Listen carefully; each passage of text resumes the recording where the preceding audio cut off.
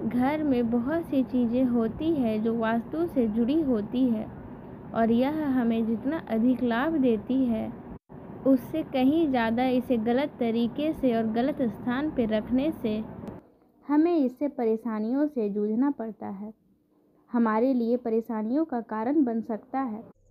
कई लोग अपने घर में भगवान बुद्ध की प्रतिमा को रखते हैं, कई लोग इसकी पूजा करते हैं तो कई लोग इसे सिर्फ डेकोरेशन की तरह घर के लिविंग रूम में सजाते हैं। हम अपने घर में कई बार कुछ परेशानियों का सामना करते हैं। दरअसल ये कुछ वास्तु दोषों की वजह से भी हो सकता है। वही वास्तु के सही नियम आपको उन्नति के चरम तक भी पहुंचा सकते हैं। ऐसे ही वास्तु संबंधित नियमों में से एक है घर में बुद्ध भगवान की मूर्ति वास्तु के अनुसार सही जगह पर रखना चाहिए। तो आइए जानते हैं कि किस प्रकार से भगवान बुद्ध की प्रतिमा किस स्थान पर रखने से हमें उसके बहुत अधिक लाभ मिलते हैं और घर में बुद्ध की प्रतिमा रखने के क्या नियम हैं।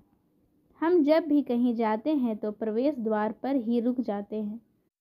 इस प्रकार अपने घर के दरवाजे पर एक आशीर्वाद मुद्रा में भगवान बुद्ध की मूर्ति रखने से सभी विरोधी ताकतें बाहर रहेंगी और बुद्ध की आशीर्वाद मुद्रा वाली मूर्ति रहने से आपको एक सकारात्मक ऊर्जा का एहसास होगा।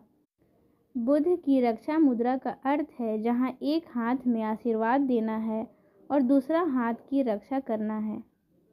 हमेशा याद रखें कि बुद्ध को जमीन से 3-4 फीट ऊपर रखना चाहिए। बुद्ध की मूर्ति को कभी भी फर्श पर न रखें।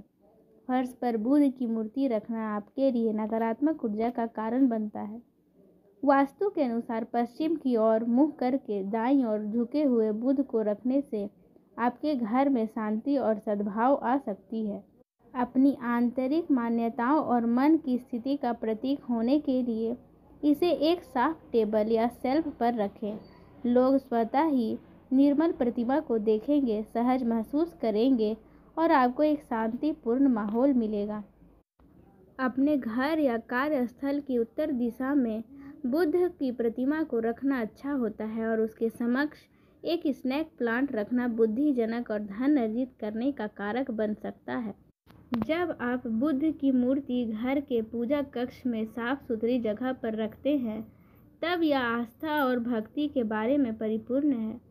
जब आप इस मूर्ति को रखते हैं तब इसके सामने दीपक जलाना चाहिए जो सकारात्मकता लाने में मदद करता है। हालांकि हमेशा ध्यान रखना चाहिए कि बुद्ध से संबंधित किसी भी चीज़ को आंख के स्तर के नीचे न रखें क्योंकि वह एक आध्यात्मिक शिक्षक है और यह उनके लिए अपमानजनक है।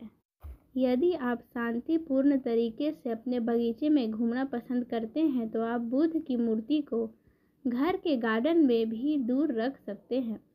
घर के गार्डन में बुद्ध की मूर्ति रखते समय सबसे पहले एक ध्यान की मुद्रा में बैठे हुए बुद्ध की प्रतिमा को रखना सही होता है।